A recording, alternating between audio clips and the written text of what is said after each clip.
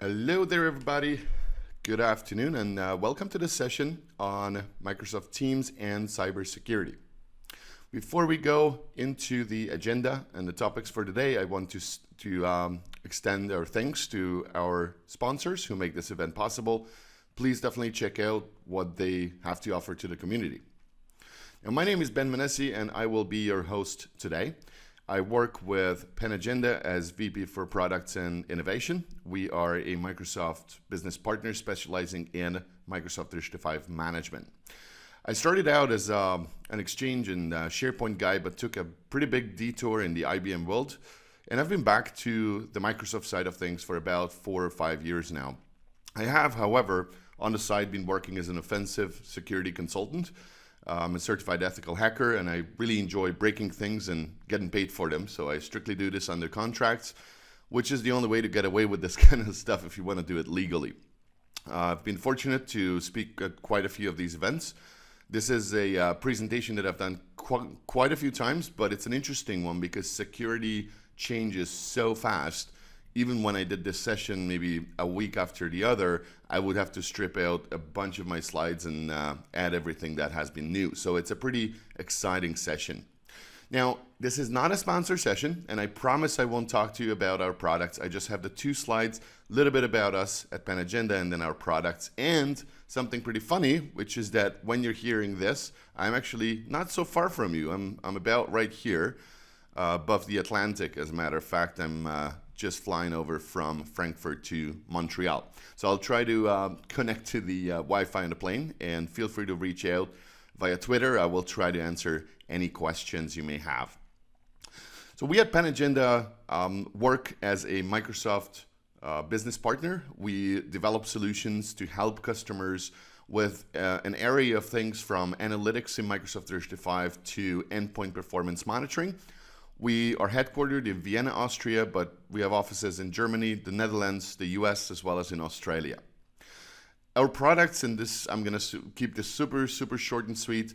Our specialty is deep usage analytics, as well as license management for Microsoft 365. And we recently added a brand new product to our portfolio, which is all about endpoint performance monitoring, specifically with regards to Microsoft Teams call quality and all of that. So if you're interested in any of this, check out the product or reach out to me or both, and we'd be happy to offer you a free 2 months managed trial run.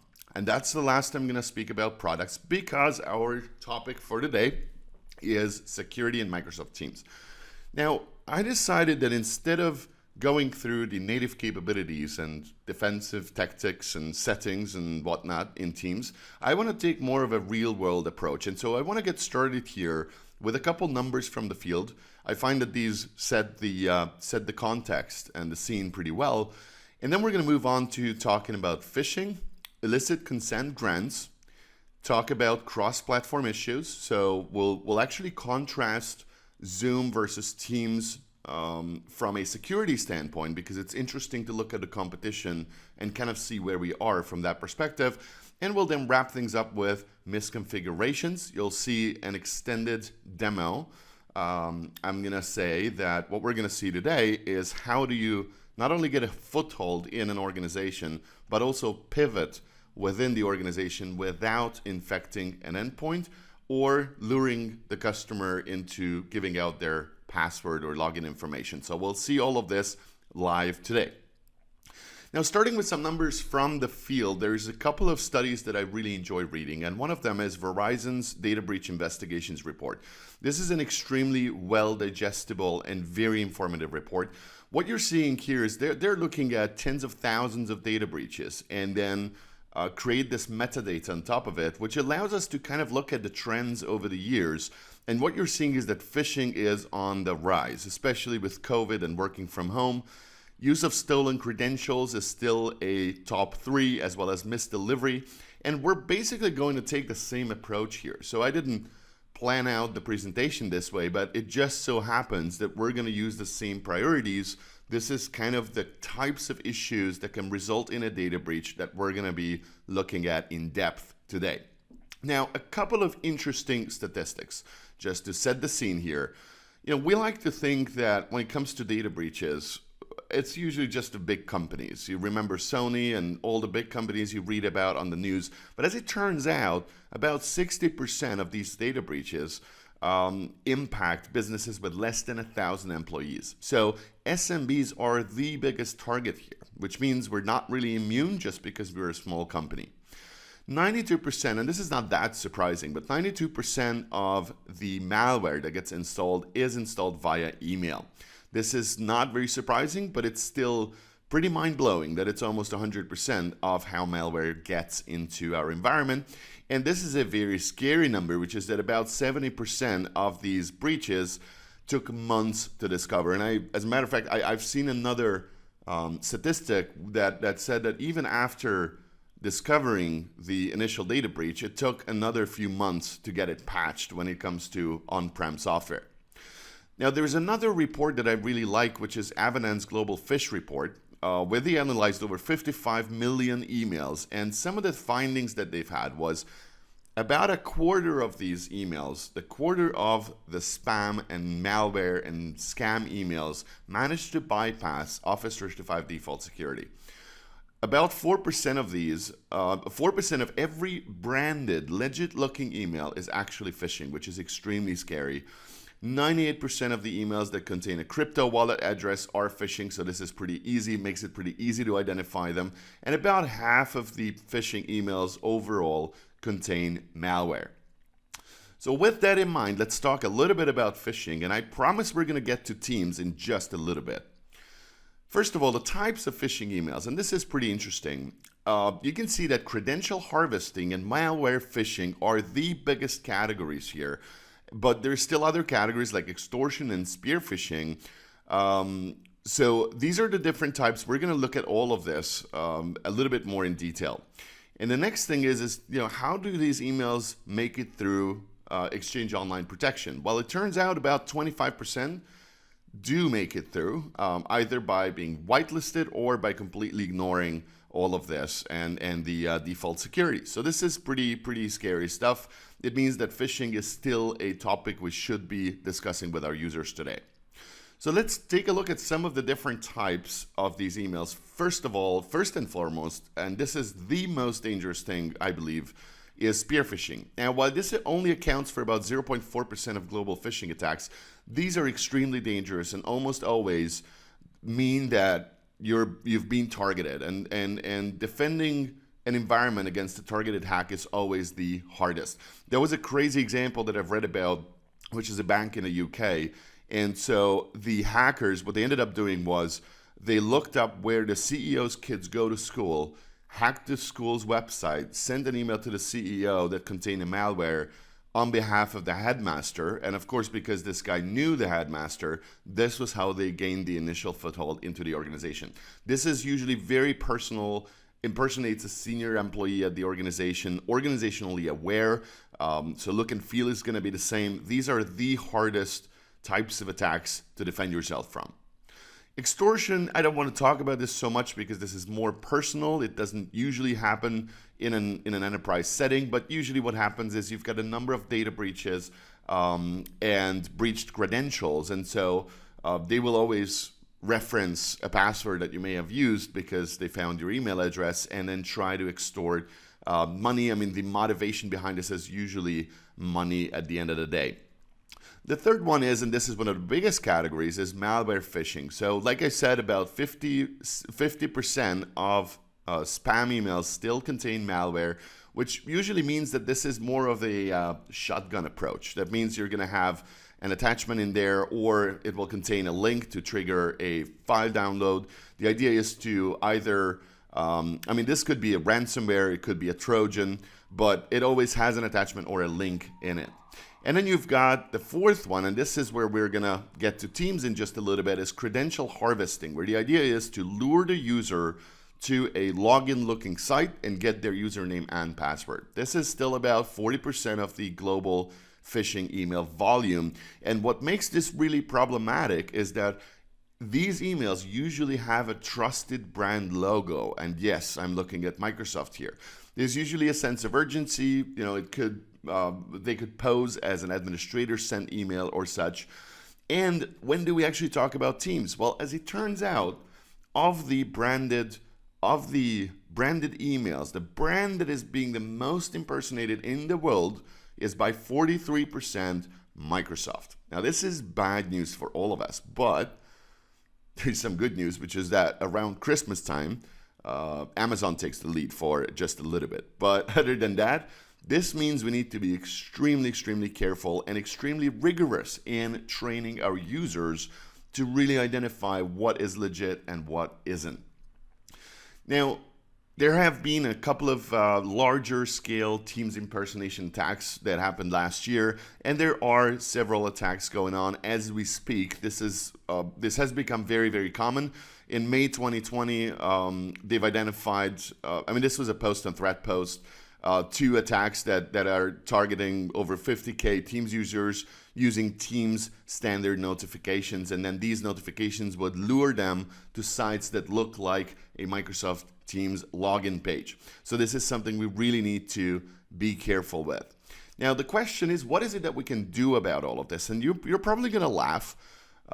There is a very simple but very effective way to increase your odds and your users' odds, which is to use corporate branding. Help your employees easily identify and get used to your own personal, or actually your corporate touch on the emails that go out. There's nothing you can lose on this, and if they're hit by an impersonation attack, those will look different. So you have a little bit more of a chance for users to identify, to tell the legit Microsoft emails from those that are just masquerading as such.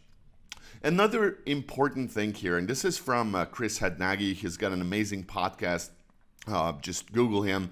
He is sort of the father of social engineering per se. So what he recommends is a levelized, consistent phishing awareness campaign. So you're going to look at the same message or a similar message, and you're going to send it in waves. You're going to want to do a level 1, which is not personalized. There's grammar errors in there, spelling mistakes, and all of that. So what you want to gauge is, what's the percentage of an open rate? Who are the users that fall victim to this? And then if your organization looks good on this test, you can move on to level 2, where you're not going to do any more grammar or spelling errors. You will still keep it not personalized, and then level 3 will make it personalized. It will make those emails look almost as if they came from HR, but they will come from an external address.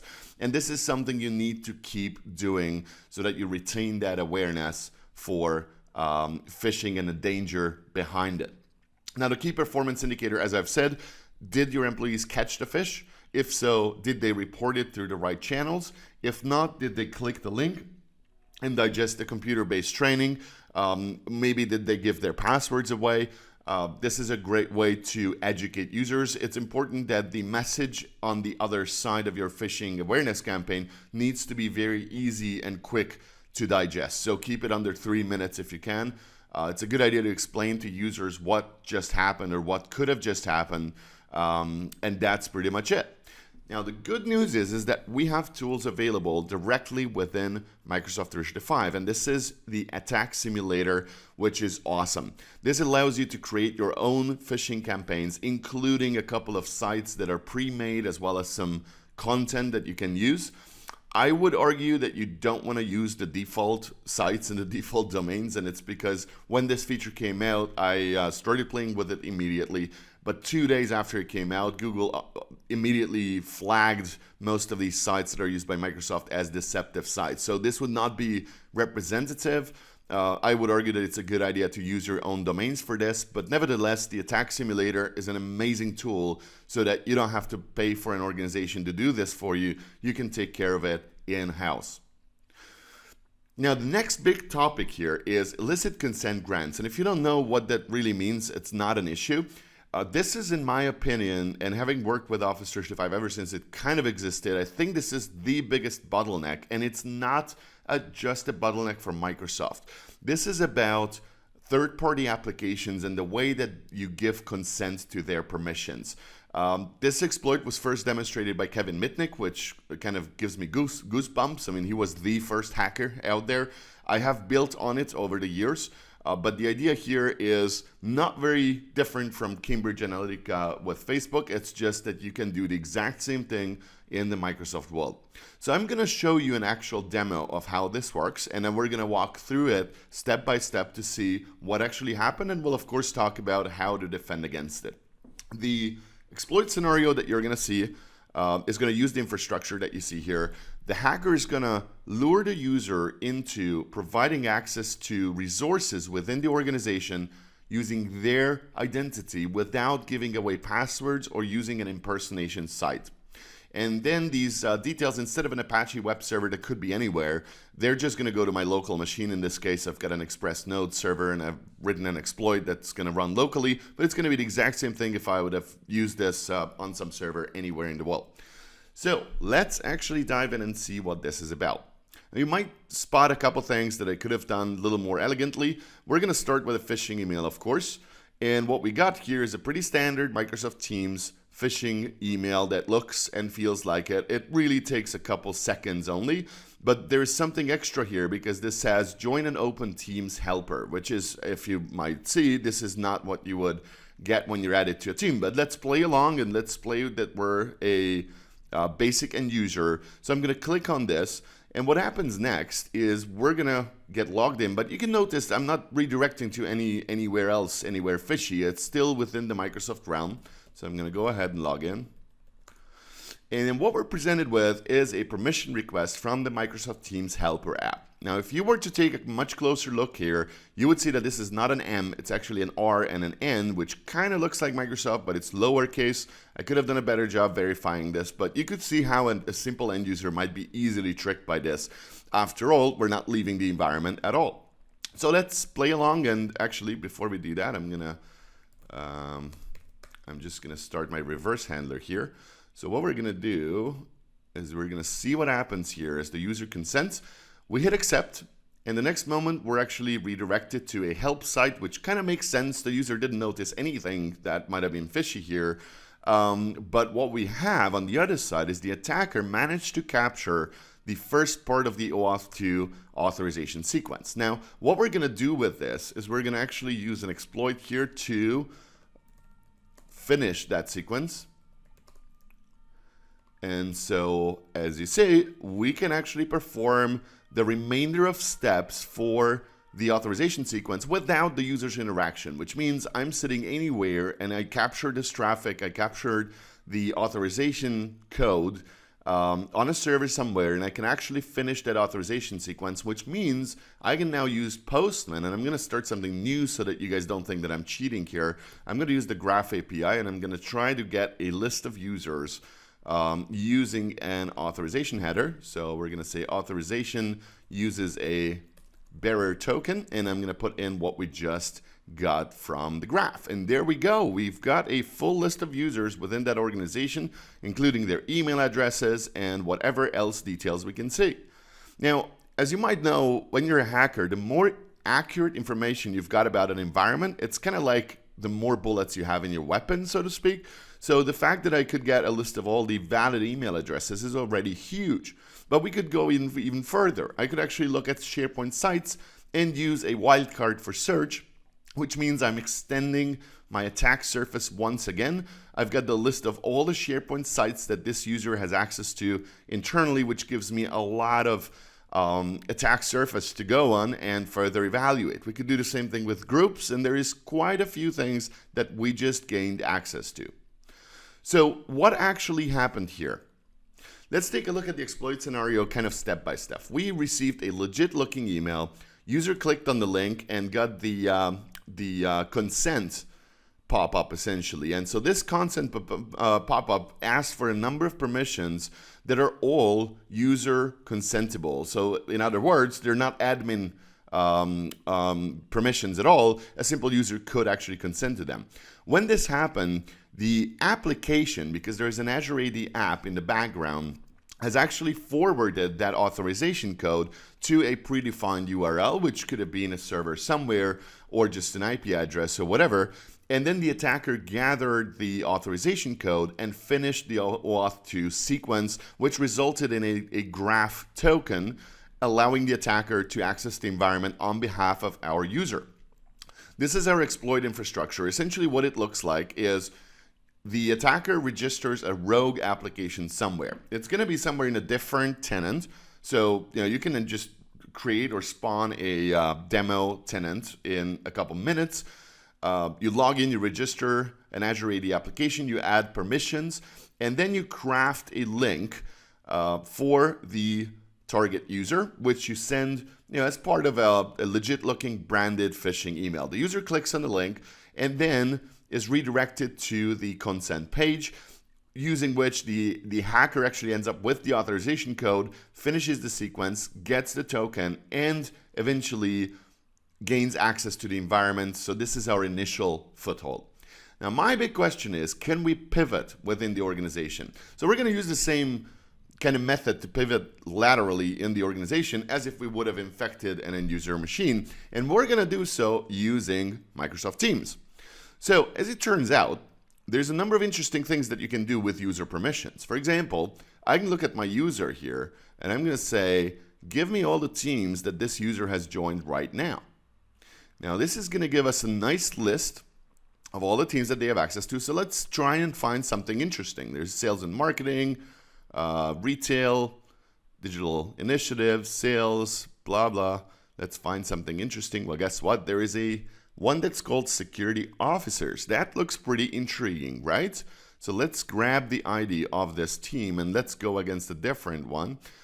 Let's go against teams and take a look at those channels.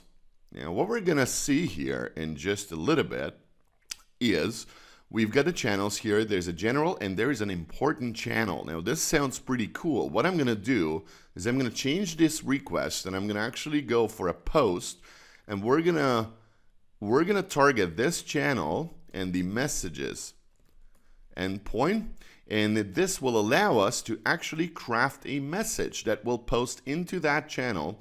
And I'm going to just use the content type, which we'll set to application JSON, and we're going to use the body. This is where I'm cheating a little bit because I've done this before, so I'm going to just grab the JSON here, put it in there as a raw piece of content, and let's hit send on this. I hope that I got the endpoint right. Now, if everything is right, we got a 201. That means the message was created. Now, I've got a remote session here, and look at that. Look at who just posted something in here. This is Adele. It's someone that I know, someone that I trust. The message looks clear, and there's a link in there. It says, this has helped me tremendously. All right, let's check it out. As soon as I open it up in the web, guess what I'm presented with? Either the very, very same window that we've seen before, or we could have created a different application with higher permissions. So that would have allowed us to pivot further within the organization, and by using the authorization and the personas of those users that they all trust internally. So that's how you pivot within the organization using Microsoft Teams and using a third-party rogue application. This is kind of something that I like to say is a bit like a digital Me Too era, because consent is key. These integrated apps provide tremendous value, but they need to be cared for and they need to be looked at from time to time because they can be extremely dangerous.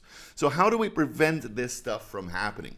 Well, first of all, we can actually restrict consents. And this is something I see more and more. When you go to the admin portal, first of all, why don't you just restrict access to the admin portal to users as well? I mean, there's no reason, in my opinion, to allow users to access the admin portal. There should not be any reason for a simple end user to register applications either, which is the default setting. Now, as far as consenting goes, Microsoft has done a great job on this throughout the past few years, because before it used to be that for apps that are user consentable, you could turn it off completely, but then you'd have to have your global admins care for and basically give these consents all the time, which was not very beneficial. So now there is an admin consent request, and you can select named administrators. In other words, you don't have to increase the amount of global admins that you have for this reason. So I would argue that it's a good idea to turn off user consents, because that way you'll get rid of this scenario once and for all. And with the new consent requests, this is going to be pretty awesome because you can dedicate a team to reviewing those applications. You can, of course, enumerate consented apps, and this is more of a post-mortem, but there is a way to do this with PowerShell. There is a problem, however, which is that on the Azure app that is being used, that one of the most important pieces of information is the redirect URL, which is what ultimately decides where the authorization data is going to go. And so this is what you want to look at to identify if that app looks legit or not. But as it turns out, there is a way to get this, which is to use the Azure RM.resources to actually get all of the information about the application in question. Of course, searching your audit logs can be a good idea as well. So you can look for consent and find every consent event that might have happened. But I believe, and this is my personal opinion, the best way to go about this is to use Cloud App Security. Cloud App Security allows you to create OAuth app security policies, and these are not unlike antivirus scanners in that they will work with a definition. So you can create a set of conditions. For example, what kind of permission level do you want to catch? Community use is an important one. So if the community use, in other words, if this is not a very well-known application, it's going to raise a flag.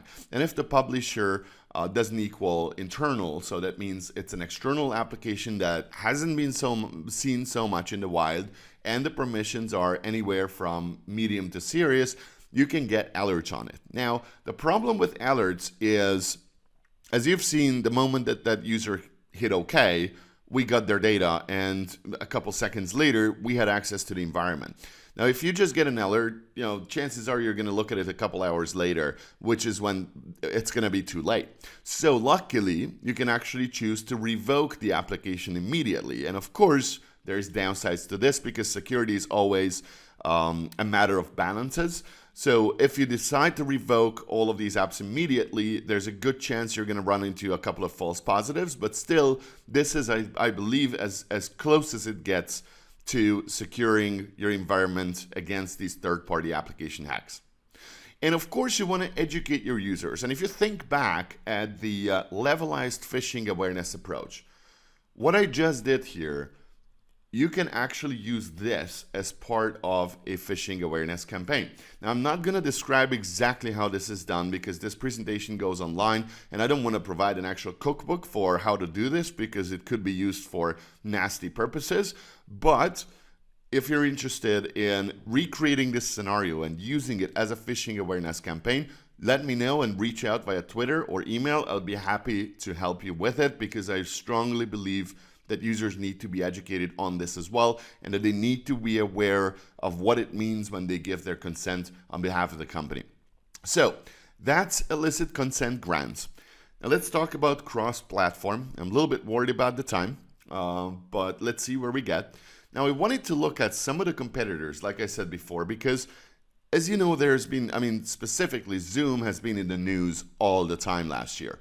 And so I wanted to look at some of these basic UC and conferencing tools and see what are the biggest issues, what are the biggest security risks. And I'm going to be upfront here and say that I actually thought I found something with regards to Microsoft Teams. I've been doing a lot of research. I've been trying to get to an actual vulnerability, but I'm going to say upfront that it did not work, but I'm going to walk you through exactly what I was looking for and what I did to kind of see what's what. So, with Teams and Zoom and WebEx, obviously, when you compare Zoom to Teams, it's a bit like comparing apples to a fruit basket, right? Because Teams is so much more than just a meeting tool. But still, there are a couple of interesting similarities. We know that last year has been super successful for all of these tools. Teams by far is leading this with, I imagine this is over 1,000% now. But COVID has definitely accelerated these tools. And so, as you probably heard about already, Zoom bombing is something that went viral.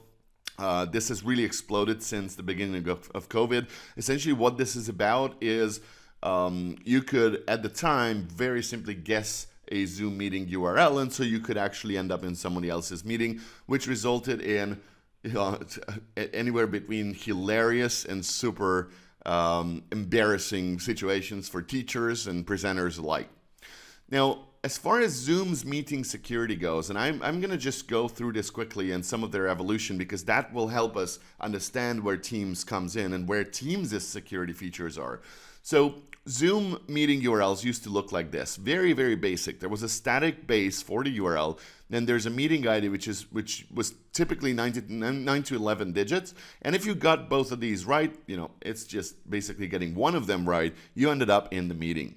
Now, of course, because there is a billion possibilities, that's still a rather large key space. But as it turns out, Zoom was not protected by any kind of mechanism. And when you tried to access a meeting that did not exist, you could identify when a meeting ID was valid or invalid by looking at and basically processing the return HTML body, which, in other words, allowed hackers to completely automate looking for legit meetings. And guess what? This resulted in a lot of interesting situations.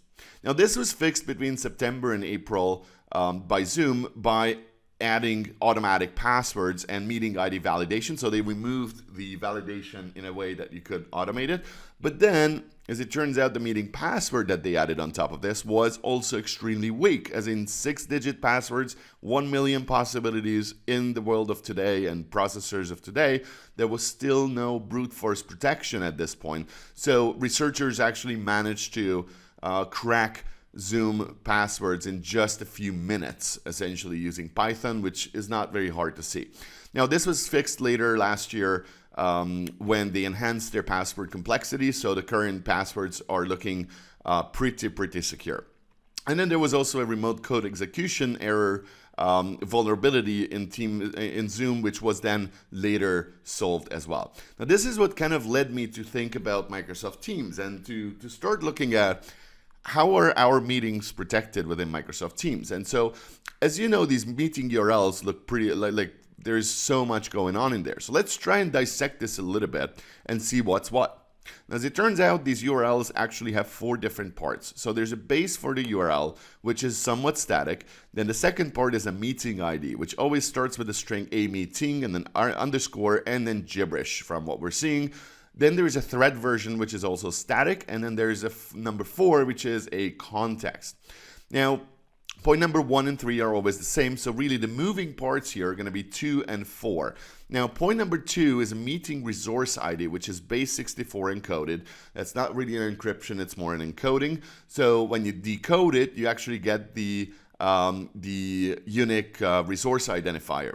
And then number 4, when it is actually URL encoded.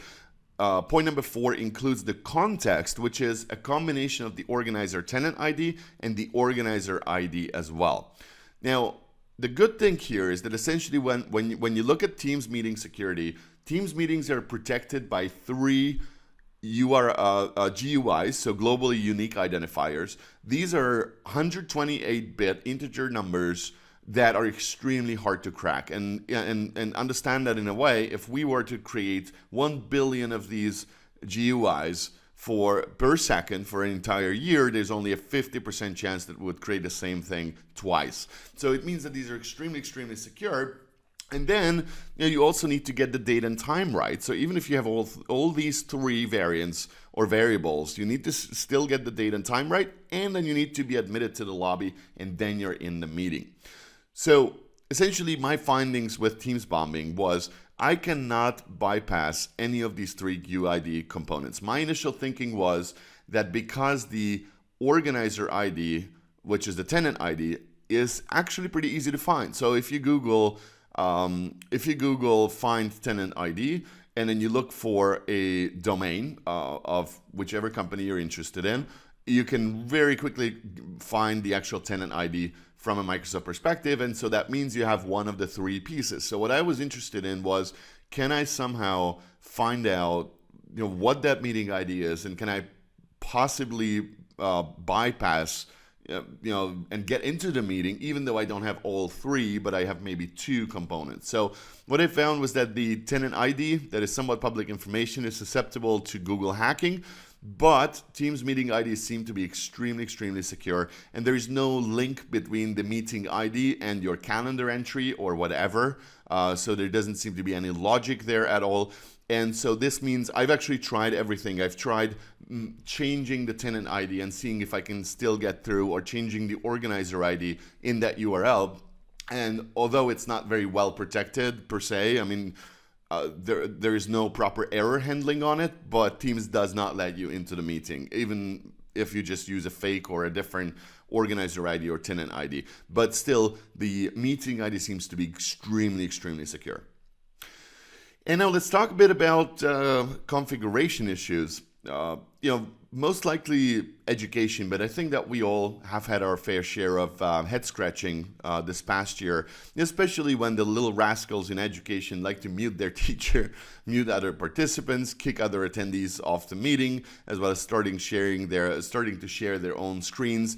I mean, had I had Teams or Zoom classes when I was back in school, you bet I would have done the same thing. For us, it was a little different. But in any case, a teacher can always, and whoever's in charge of that meeting, it's important that you know what kind of controls you have. So of course, you can manually modify your attendee roles, or even better, you can use your meeting options after scheduling the meeting. This is, in my opinion, a bit of a pain in the neck, because as it turns out, when you schedule that meeting, you can't immediately edit the meeting options unless they change that. But you have to actually save the meeting and then open it back up again, and that's when you can set these settings. Now, there is a huge potential issue that I found, which is more of a configuration thing, which is, let's say I invite an external user to a meeting. Participants are, of course, free to interact during that meeting, and the meeting chat is shown post-meeting with the content that we've shared throughout the meeting, etc., etc. Why is this a huge issue? Go back to your own Teams client and look at some of the meetings that you've had with externals, or even better, look at the meetings that you've had with another organization where they invited you in, and look at the little icon that shows the participants, and take a look at how many of those meetings have actually removed you as a participant. Let me tell you a crazy story. We've done a vendor briefing here at Panagenda with a large vendor. And essentially they invited us into a recurring internal meeting with like 100 attendees internally. And so we did our pitch, which was recorded and added to the post-meeting chat. We uploaded the slides, we said hi and bye. And so next week, what I noticed was one of our competitors was up to pitch their solution, and I was still part of that chat. So I could actually access not just the meeting, but I could access the post-meeting notes, which means they didn't see that I actually had this information, because the recording went in there and I could access the recording, which was awesome because we saw everything from our competitors. It was really good that way, but this is a huge problem. So as it turns out, you can even circumvent. So we've been playing with this internally a little bit just to see what's what. And so even if you do remove someone from the meeting attendees post-meeting, if I go back to my calendar and access the same meeting ID and the meeting URL, I get back to the attendees once again, and I will have access to everything once again. So what's really important here, and it's a best practice, never invite externals to recurring internal meetings. So create your individual meeting invites for externals. Do not invite externals to recurring meetings. Few other things here as far as configuration goes. Anonymous meeting attendees. There is always a trade-off in security, in that if you prevent anonymous, you're keeping your meetings a little more secure and all of your attendees authenticated. But if you do allow anonymous, that means you don't really have to use Zoom, because that's kind of what I'm seeing with the organizations that we work with, is that they would usually have Zoom licenses that they pay for, so that they use that for external meetings, etc., etc. This is where you actually set it, so you can decide if you allow anonymous users to join meetings or not. Then there is the question of Giphies in Teams that has been kind of discussed all through last year. We know that Facebook acquired it, which makes it much less of an attractive tool to roll out to all of our users. There was a nasty vulnerability, and this you could have seen this in the press quite a few places last year, which was an account takeover possibility, not unlike the one that I've shown here during my demo, but only using GIFs. So you could actually send a GIF to someone and basically end up taking over their account. However, and it's important to note here that this was not because of Giphies. This was because of a subdomain takeover vulnerability that Microsoft has fixed since. So this was on the Microsoft side of things, and this should be remedied by now.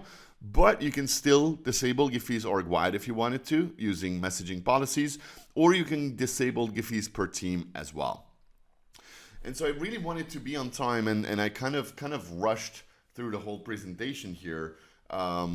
A little bit about the conclusion here. So I know I didn't talk about everything, and I'll have a slide here with some very important links. But as a conclusion, you need to take care of phishing. So phishing is one of the most important things and one of the most important reasons that organizations get breached today. So regular and levelized phishing campaigns are important. The second thing is control third-party applications. Realize what a risk this poses and make a decision on how you let users consent to apps and who you want to let handle the third-party apps and consent issues within the organization. Review and manage your externals, as well as the recurring meetings, because this could be a serious DLP issue. All this lightweight presence that exists in teams when you're added to a team as an attendee, and then you still have access to the post-meeting chat. It's a little bit weird. It's not like a guest access, but it still is a lightweight presence in a different organization. So this is important to control and review from time to time. You want to review your team security and compliance controls because they change and they evolve over time so fast. So that's part of the reason why I didn't talk so much about the settings you can use and whatnot. And of course, you want to educate users, and if you can, make it fun. There was an interesting suggestion that I read about somewhere, which was to actually incentivize employees financially. And what that actually means, it's a bit like if you work out more, and this is something that organizations do today. If you work out more, if you lead a healthy lifestyle, you can be eligible for some kind of bonuses within some organizations. Why not do the same thing for security? Let's say that a user has never been a target, well, not the target, but never been the source or the reason for a security incident for a year, they get a bonus, right? So gamify it a little bit, do these phishing campaigns, make them a little bit fun. You can do a bit of a capture the flag sort of feel to it as well. The bonus is a good idea because ultimately this is all up to your end users and how educated they are. So that's kind of my few recommendations. Once again, security is such a huge subject in Microsoft 365. We could talk about this for days and days and days. I just wanted to kind of look at some of the points that I thought were interesting and / dangerous. I do have a list of resources for you. So I've got some data here on information barriers, team security and compliance overview, your settings for security issues in Microsoft Teams. This is the link for playing around with the Teams meeting URLs. This is what I started with when I started looking at this a bit deeper. And of course, messaging policies. So all this Microsoft documentation is really, really cool. I wanted you guys to have this here as well, but I wanted to keep the session a bit more real world. And with that, I'm going to say thank you so much for your attention. I would love to hear from you. I will definitely get back to you as soon as I can. I'm not sure if I'm on Wi-Fi on the plane right now or not, but happy to interact on Twitter or LinkedIn, or send me an email if you have any questions. If you liked what you saw here, I would appreciate a shout out. If you didn't like what you saw, keep it private, but please let me know. And once again, thank you so much for your time and enjoy the rest of the show.